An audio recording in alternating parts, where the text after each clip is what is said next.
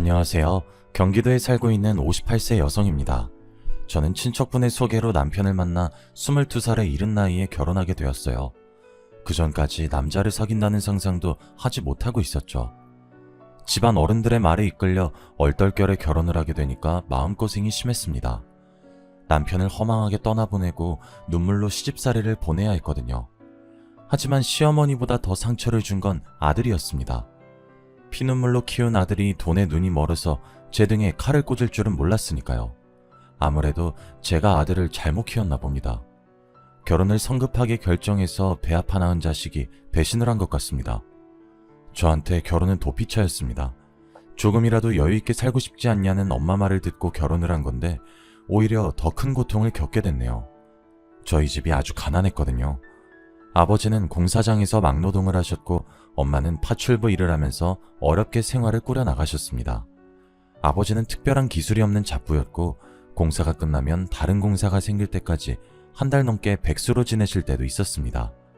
아버지 수입이 들쭉날쭉하다 보니 엄마까지 나서서 돈을 벌어야 겨우 입에 풀칠할 수 있었습니다. 설상가상으로 제가 중학생이 될 무렵 아버지가 공사장 계단에서 미끄러져 낙상사고를 당하셨습니다.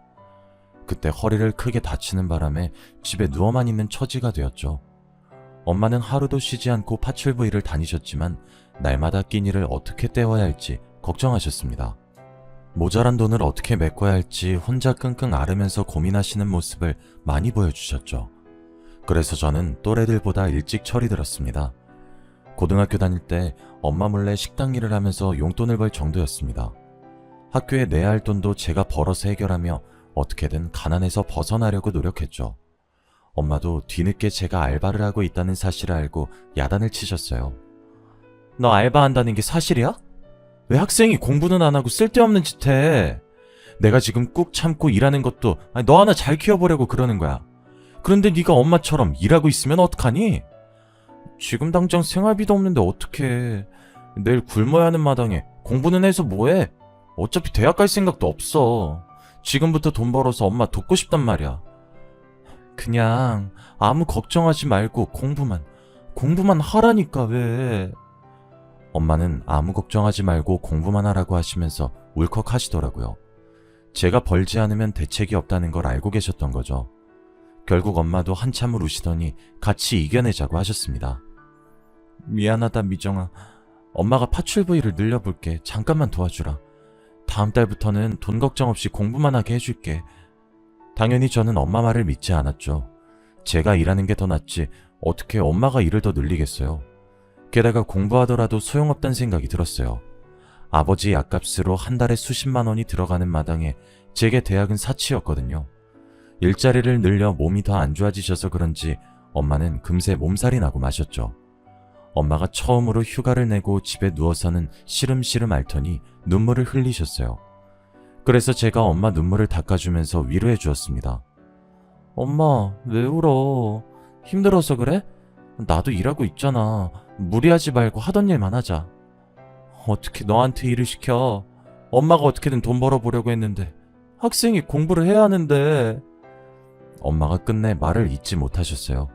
그 뒤로 저보고 일을 그만두라고 말하지 못하고 술만 취하면 미안하다고 하셨죠. 하지만 제가 일을 한 뒤로 생활비 걱정이 조금 덜어져서 오히려 살만했어요. 3개월, 6개월, 1년이 지나니 일도 쉬워져서 오히려 학교 공부보다 식당 일이 좋아졌는데요. 사장님도 절 좋게 봐주셨는지 저한테 졸업 후에 뭘 할 거냐고 물으시더라고요. 미정아, 몇 개월 뒤면 졸업하겠네. 식당 그만두고 취직할 거지? 일단 서울에 있는 회사에 이력서 넣어보려고 하는데 잘 될진 모르겠어요. 자격증도 따서 크든 작든 회사에 취업이 되면 서울로 갈 생각이에요. 네가 일도 잘하고 야무져서 계속 옆에 두고 싶은데 이제 성인인데 식당에서 알바만 하면 되겠니? 일단 취업 때까지만 일해주라. 요즘 일 잘하는 직원 구하기가 하늘의 별 따기야. 네, 당연하죠. 곧 그만둔다고 일 대충 하는 일은 없을 거예요.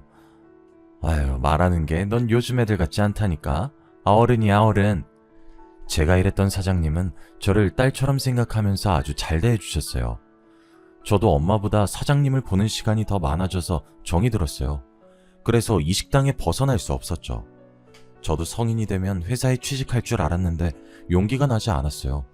어쩌다 회사에 이력서를 넣어도 번번이 낙방하였습니다. 오늘 면접 본 거 발표 났다며. 결과 확인해 봤어? 떨어졌어요. 아유, 너가 질 잘하는 애를 왜 떨어뜨리나 몰라. 돈 걱정하지 말고 천천히 알아봐. 네가 괜찮으면 주말에만 일하지 말고 평일까지 쭉 나와도 된다. 그래야 너도 돈이 좀 될 거 아니냐? 일단 그렇게 할게요. 감사합니다. 시간이 많아진 만큼 식당에서 일을 하게 되니까 돈이 제법 모이더군요.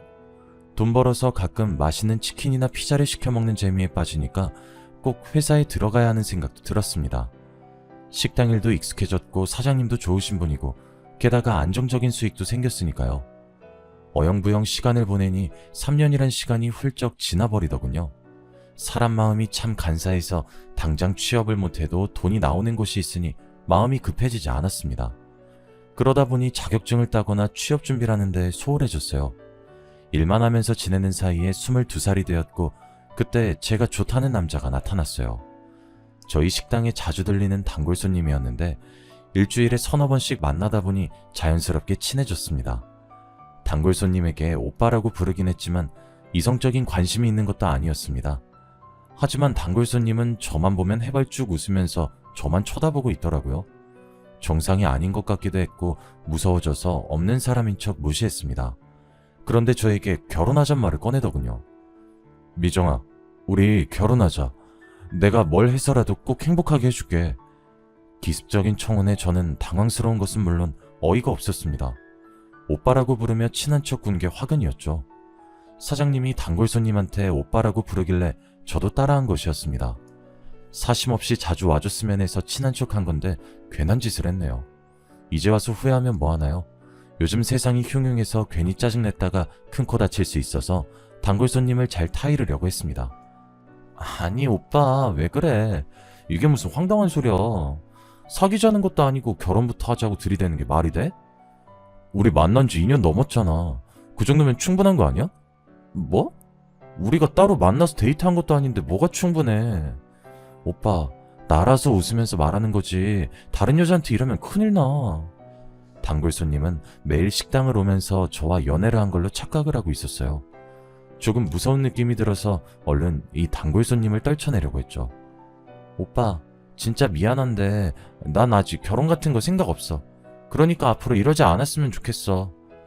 제가 단호하게 거절하자 풀이 죽은 표정으로 식당을 나가더라고요. 그날 그렇게 끝난 줄 알았는데 전혀 아니었습니다. 갑자기 저보고 결혼해달라고 하길래 어디가 부족한 사람인 줄 알았는데 그것도 아니었어요. 제가 모르는 사이에 주변 사람들을 설득하고 있었거든요. 그날도 단골 손님이 찾아와서 말을 걸길래 단답으로 대꾸했죠. 그랬더니 사장님이 저한테 이렇게 한마디 하는 거 있죠. 미정아, 종구한테 너무 매몰차게 대하는 거 아니니? 네? 제가요? 사장님도 아시잖아요. 종구 오빠가 계속 찾아와서 결혼해달라고 하는 거. 저 곧 서울 가는데 그러면 곤란해요. 제가 가지도 않을 서울 핑계를 댔지만 소용없었어요. 사장님이 버럭 소리치면서 제 거짓말을 지적하시더라고요. 서울은 무슨? 너 갈 생각도 없잖아. 취직 준비한다는 애가 몇 년 동안 붙은 회사도 없으면서 무슨? 네? 지금 취직 준비하고 있어요. 조금만 더 하면 되는데. 종구가 인물도 저만 하면 괜찮은 편이고 성실하고 착하잖아. 게다가 집에 돈도 많다더라. 사장님이 귓속말로 식당 앞에 있는 건물이 종구네 거라고 하시면서 몇 번만 만나보라고 부추겼어요. 어느 날은 집에 갔더니 엄마가 저를 부르더니 사장님한테 그 오빠에 대해 들었다고 하시더라고요. 너 좋다고 쫓아다니는 남자가 있다며? 사장님한테 들었어? 그 사람 때문에 미치겠어. 완전 스토커 같다니까? 남자들이 원래 그러잖아. 너 좋아서 적극적으로 대시한 건데 스토커라고 하면 안 되지. 엄마가 그 사람이 하는지 못 봐서 그래. 그 사람 말도 꺼내지 마. 그래도 식당 앞에 건물 가지고 있다면서? 그런 사람이면 한 번쯤은 만나봐도 되겠다 싶어서 물어본 거야. 엄마, 내가 무슨 연애야. 돈 벌 시간도 부족하구만. 그래, 네가 그렇다니까 어쩔 수 없지만 엄마가 결혼하라는 것도 아니고 한번 만나보라고 얘기해본 거였어. 저는 그 뒤로 대꾸도 하지 않았지만 엄마는 내심 아쉬운 모양이었죠. 틈만 나면 종구 오빠 이야기를 꺼냈어요. 종구 오빠한테 직접 들은 건 아니었지만 오빠에 대한 소문을 들으니 마음이 흔들리더라고요. 동네 식당 앞 허름한 건물주에서 강남에 집 한 채가 더 있다는 소문까지 듣게 됐으니까요. 사귈 마음도 없는데 당사자한테 직접 물어보기도 좀 그래서 그냥 그런 소문이 있구나 생각만 하고 있었어요. 그런데 5개월 뒤에 뜻밖의 일이 터지고 말았어요. 20년 넘게 고된 일을 해오던 엄마의 몸에 이상이 생겼습니다. 파출부 일을 하느라 엄마 허리가 안 좋아졌는데 최근에 허리가 끊어질 듯이 아파서 걷는 것도 힘들다고 하셨거든요. 얼른 엄마를 데리고 병원에 가보니 추간판 탈출이라는 진단을 받게 되었죠. 의사는 당장 수술을 준비하자고 했지만 500만 원 되는 수술비가 문제였어요. 제가 일단 엄마를 입원시켜놓고 식당 사장님부터 찾아갔습니다. 일하고 있는 사장님을 붙들고 돈 좀 빌려줄 수 있냐고 사정하고 있는데 그때 기다렸다는 듯이 오빠가 나서더라고요. 미정아, 얼마가 필요한데 그래? 내가 해결해줄게. 500만 원이면 돼. 내가 3달 안에, 아니 4달 안엔 꼭 갚을게 오빠. 안 갚아도 돼. 부모님 수술비 때문에 그런 건데 내가 그걸 어떻게 받아? 오빠가 어떻게 알았어? 오늘 네가 일하는 날인데 사장님 계시길래 물어봤어. 어머님 많이 아파서 급하게 일을 뺐다며? 계좌 불러. 지금 보내줄게. 계좌번호를 불러주니까 오빠가 진짜로 500만 원을 보내주었습니다. 아버지도 제게 이런 적이 없었는데 정말 감동이었죠. 금전적으로 이렇게 흔쾌히 도와주는 사람이 없어서 귀찮게만 느껴졌던 종구 오빠가 다르게 보였습니다. 사장님도 제 눈빛이 변하는 걸 봤는지 갑자기 제 옆구리를 찌르면서 귓속말을 하더군요. 거봐, 내가 저런 놈 없다고 했지? 한 번은 만나볼만 하다니까. 아이, 괜히 고집 피우기는. 제가 헛기침을 하면서 모르는 척 대꾸도 안 하니까 사장님이 얼른 병원으로 가라고 했습니다. 오빠도 걱정된다면서 절 따라오겠다고 해서 엄마가 있는 곳으로 얼른 급하게 택시를 잡아탔습니다. 병원으로 가는 내내 오빠는 걱정하지 말라고 제 손을 꼭 잡아주면서 진심으로 다독여주더라고요. 어머님은 너무 걱정하지 마. 수술만 받으면 금방 좋아지실 거야. 오빠가 다정하게 위로해주는데 눈물이 다 나오더군요. 가족처럼 걱정해준다는 게 이런 거구나 싶었습니다. 오빠 덕분에 병원에 도착하자마자 바로 수술비를 낼 수 있었고 빠른 시일 안에 수술도 받을 수 있었습니다. 엄마의 수술 날짜를 기다리고 엄마가 수술 받는 동안 오빠가 옆에 있어주니까 오빠를 진지하게 만나보고 싶다는 생각이 들었습니다. 어차피 이제 취업은 거의 포기한 상태였고 식당에서 평생 일해봐야 이 가난에서 못 벗어날 것 같았거든요. 또 어차피 할 결혼이라면 종구 오빠 같은 사람과 하고 싶었습니다. 그래서 오빠와 8개월 정도 만났다가 정말로 시집까지 가게 되었죠. 그런데 막상 결혼식을 올려보니 오빠가 건물주란 소문은 사실이 아니었습니다. 시댁은 저희 집보단 형편이 나았지만 그렇다고 넉넉하진 않더라고요. 시아버지는 10년 전에 세상을 떠나셨고 시어머니는 남편의 뒷바라지를 위해서 시장에서 채소와 과일을 파는 노점상을 하셨어요. 학교를 마친 남편은 공장에 들어가서 일을 했고 5년 뒤에 작업반장이 되었죠. 남편은 시어머니에게 나이도 드셨으니 노점상을 그만두라고 말렸지만 시어머니는 듣지 않으셨습니다. 사지육신 멀쩡한데 집에서 놀면 뭐하냐? 사람은 움직일 수 있을 때 움직여야 돼. 시어머니는 평생 일만 하면서 부지런히 살아오셔서 그런지 제가 집안일만 하는 꼴을 못 보셨어요. 제게 시장에 나와서 노점상 일을 도우라고 하셨죠. 결혼 전엔 식당만 일만 해봤다며? 시집 온다고 그만뒀단 말은 들었다. 집에서 놀 생각하지 말고 나 따라와서 장사일부터 배워봐라. 그때부터 시어머니 밑에서 노점 일을 하게 되었어요. 시어머니는 늘 제게 엄격하셨고 아주 혹독한 시집살이를 시키셨어요. 장사일이 서툴러서 물건을 잘못 받아오거나 계산이 틀리면 벼락같이 호통을 치셨고 장사를 마치고 집에 와도 집안일을 전부 제게 맡기고 조금도 도와주지 않으셨어요. 도와주긴커녕 사소한 것도 꼬투리를 잡아서 구박을 했습니다. 장사하느라 몸살 났다고? 더 늙은 노인데도 멀쩡한데 무슨 몸살? 얼른 일어나서 저기 쌓여있는 빨래부터 어떻게 해봐라. 이렇게 게을러 빠져서 어디다 쓰겠어? 밖에서는 장사를 하느라 힘들고 집에서는 시어머니 눈치 보느라 잠시도 쉬지 못했습니다. 거기에 애까지 들어서 더 힘들어졌죠. 종구한테 들었다. 애 생겼다며? 애가 졌다고 시장에 안 나올 생각은 하지 마라. 시어머니는 임신해서 몸이 무거운 제 사정을 전혀 봐주지 않으셨어요. 정말 거짓말 하나 안 보태고 애가 나오기 직전까지 장사를 해야 했죠. 자칫했으면 시장 바닥에서 애를 낳을 뻔했습니다. 과일을 팔다가 진통이 와서 소리소리를 질렀어요. 시어머니께서 절 부축해주지도 못해서 조금만 참아보라고 난리를 피우길래 옆 가게 아저씨 이름만 목이 터져라 불렀습니다. 정말 떡가게집 아저씨가 아니었으면 병원에 가지 못했을 거예요. 정신을 차려보니 간호사가 제품에 아들을 안겨주더군요. 시어머니께서는 첫째가 아들이라고 좋아하셨습니다. 저를 대하는 태도가 조금은 달라지셔서 다행이었죠. 애 낳느라 고생했다. 몇 달은 집에서 쉬면서 애를 돌보거라. 장사는 내가 알아서 하마. 네? 정말 집에서 쉬어도 되나요? 그래, 나 혼자 장사하기 힘드니까 얼른 몸 추스를 생각부터 해라. 시어머니는 처음으로 집에서 쉬게 해주었습니다. 뜻밖의 말에 눈물이 나올 정도로 고마웠지만 시어머니는 다른 속셈이 있었습니다. 아들이 100일을 넘기고 저도 체력이 회복되자 시어머니께서 장사를 제게 맡기고 싶다고 하시더군요. 나도 나이가 드니 노점 일이 지친다. 애는 내가 봐줄 테니 노점은 이제부터 네가 알아서 해라. 나도 며느리 덕 좀 보자. 네? 어머님, 저 아직도 산후통이 있어서 손발 시리고 어깨도 아파요. 무거운 것도 못 들 것 같은데 제가 어떻게 혼자서 노점을 보겠어요. 나는 뭐 안 아픈 줄 아니? 너만 해놨어? 나도 우리 종구 나와서 몸 많이 망가졌다. 성한 데가 없었는데 돈 벌려고 참았어. 너도 애 키우려면 엄살 피우지 말고 장사 시작해. 어머님, 저 나이 어리다고 이러시는 거죠? 저도 알 거 다 알아요. 산후조리도 제대로 안 해주시고 이렇게 다짜고짜 밖으로 내몰면 어떡해요.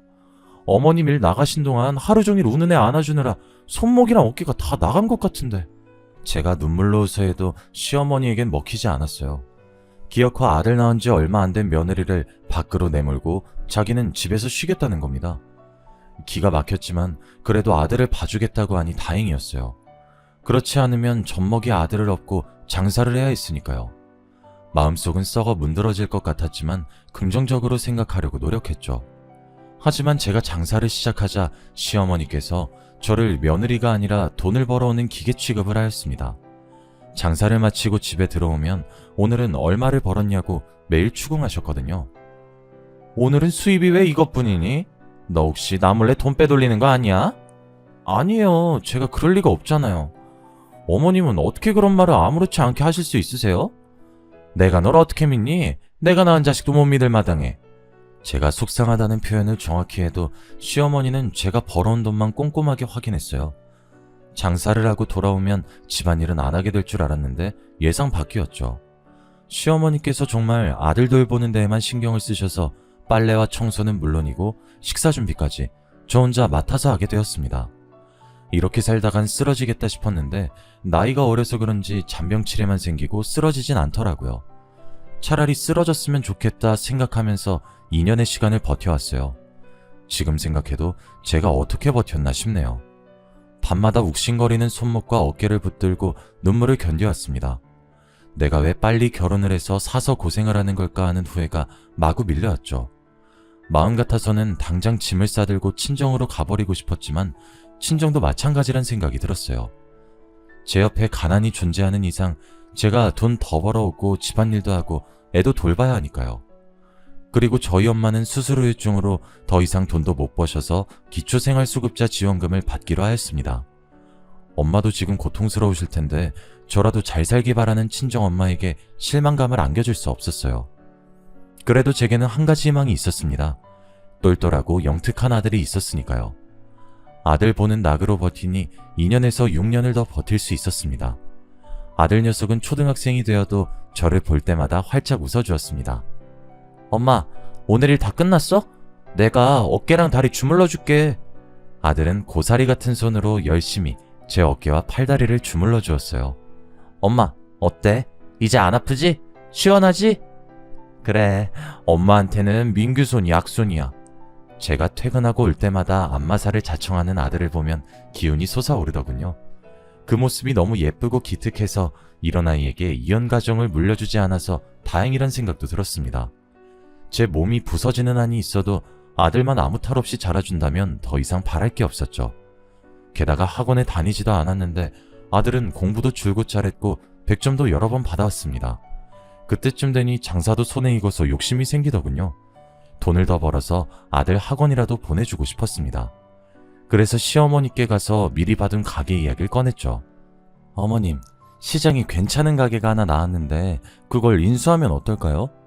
옷가게 사장이 급전이 필요해서 시세보다 아주 싸게 가게를 내놨더라고요. 이참에 노점이 아니라 우리 가게를 만들어두는 게 좋을 것 같아요. 옷가게 사장이 얼마에 내놨는데? 3천만 원이요. 저렴하네. 내 몸이 안 좋아서 가게는 못 보러 가니까 계약은 너 알아서 하고 그 가게 명의는 내 앞으로 해라. 네? 제가 혼자 장사해서 모은 돈인데 왜 어머니 명의로 가게를 얻어요? 너한테 장사를 가르친 게 누구냐?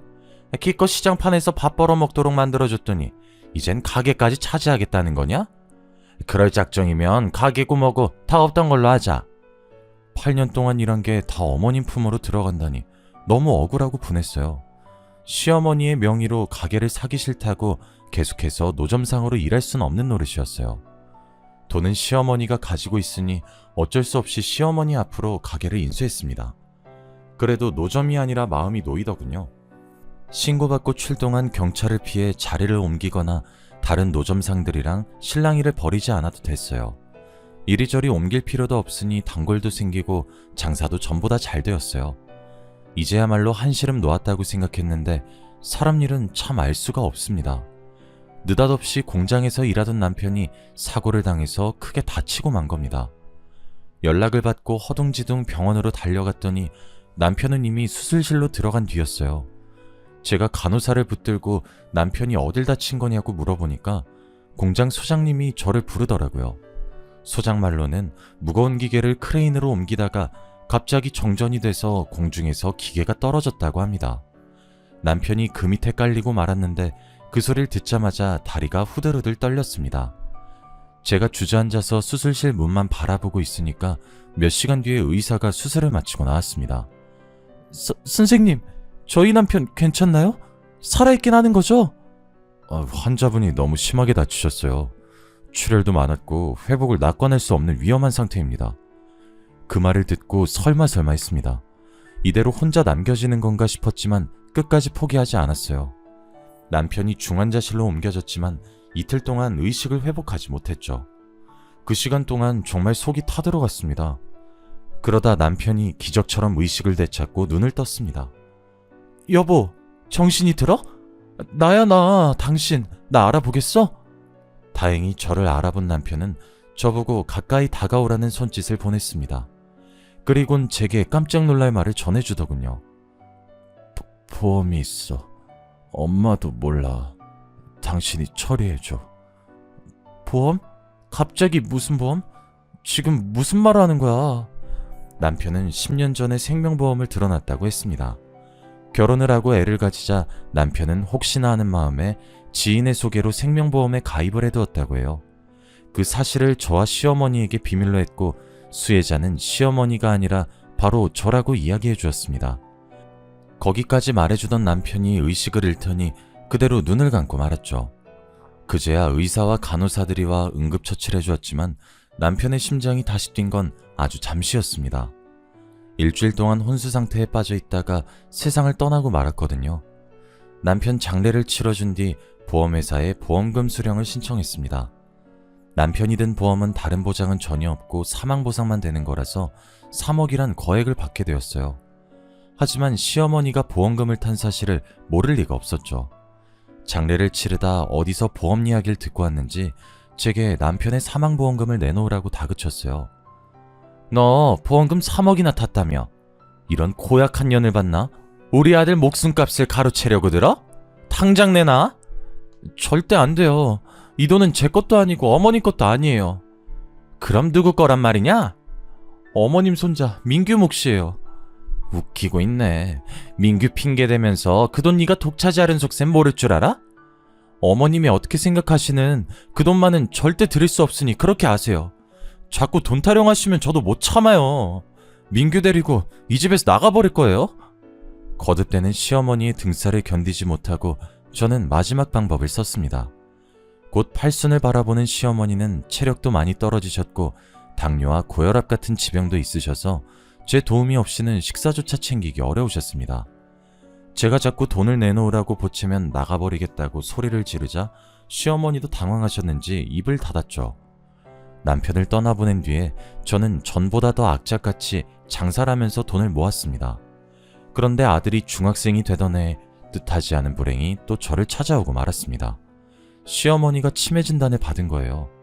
매사에 저를 못마땅하게 생각하고 구박만 하던 시어머니였지만 정신이 오락가락하는 모습을 보니 친정엄마가 생각이 들더군요. 기초생활수급자 신세가 된 저희 엄마도 못 모시고 있는데 치매 환자가 된 시어머니를 모실 형편은 더더욱 못됐습니다. 가게에서 장사를 해야 하는 상황이라 어쩔 수 없이 요양원에서 지내시게 했어요. 어머니의 상태는 계속 나빠졌고 나중에는 저와 손자도 못 알아보는 지경에 이르렀죠. 그런데도 희한한 건 돈에 대한 집착은 사라지지 않으셨어요.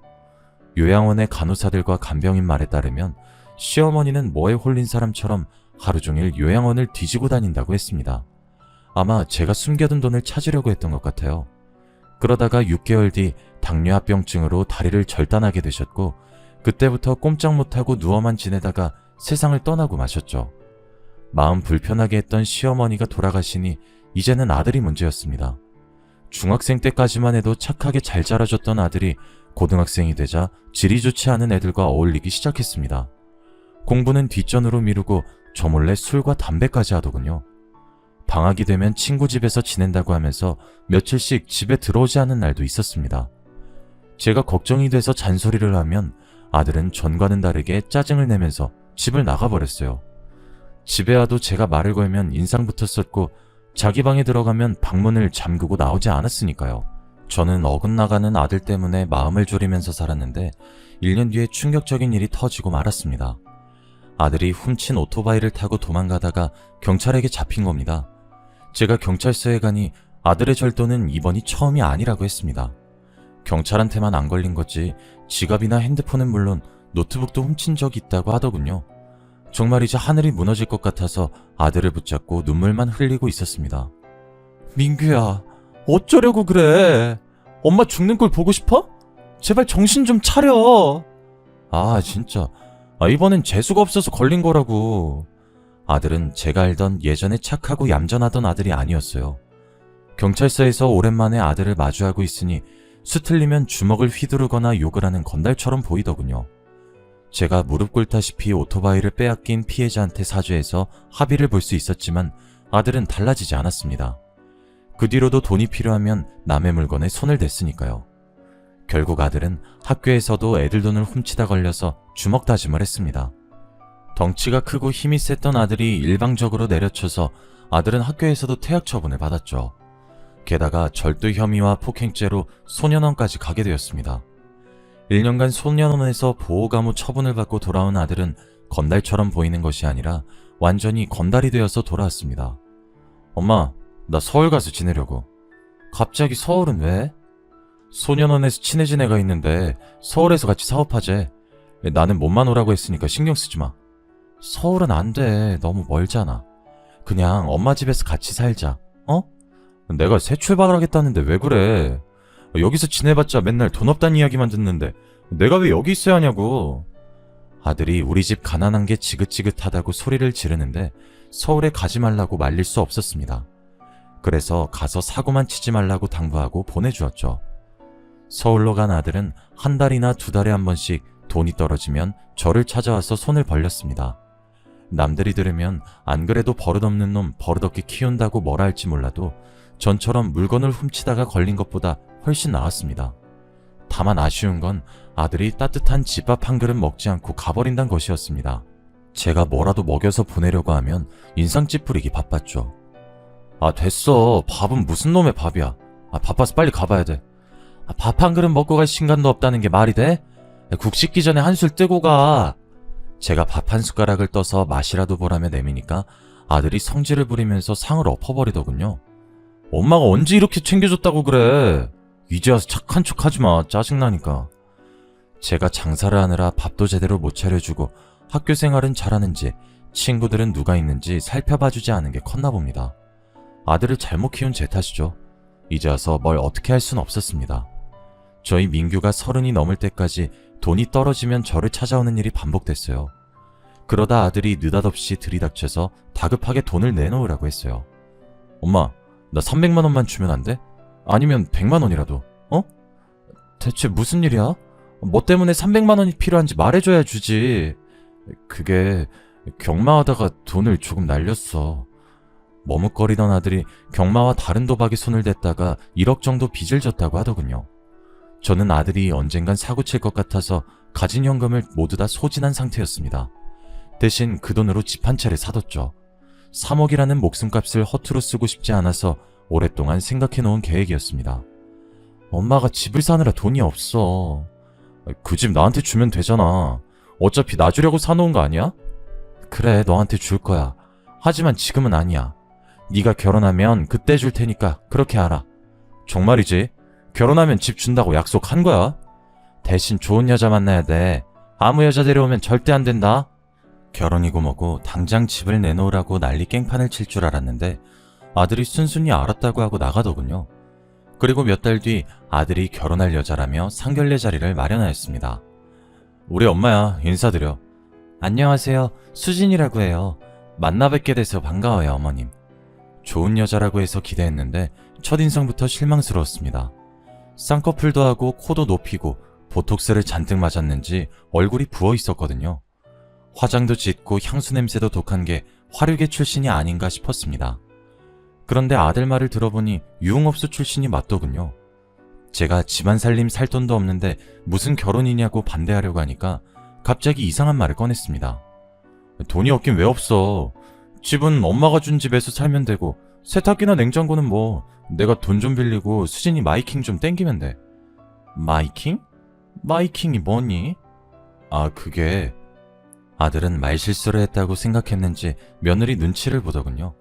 그러더니 며느리가 술집 여자라고 술술 불고 말았습니다. 술집 좀 나갔으면 어때? 지금부터 마음 잡고 열심히 살 건데. 설마 집 안 주려고 그러는 건 아니지? 결혼은 아직 일러. 더 생각해보고 해라. 엄마한테 나중에 이야기하려고 했는데 우리 애도 생겼단 말이야. 수진이가 배 더 나오기 전에 결혼식 올리고 싶대. 뭐? 애가 생겼다고? 제가 놀라든 말든 아들의 관심사는 오로지 집밖에 없었어요.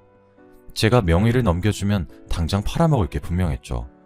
그래서 정신을 똑바로 차리고 아들에게 단호한 모습을 보여주었습니다. 서두르지 마라. 오래 비어둔 집이라 손볼 데가 많아.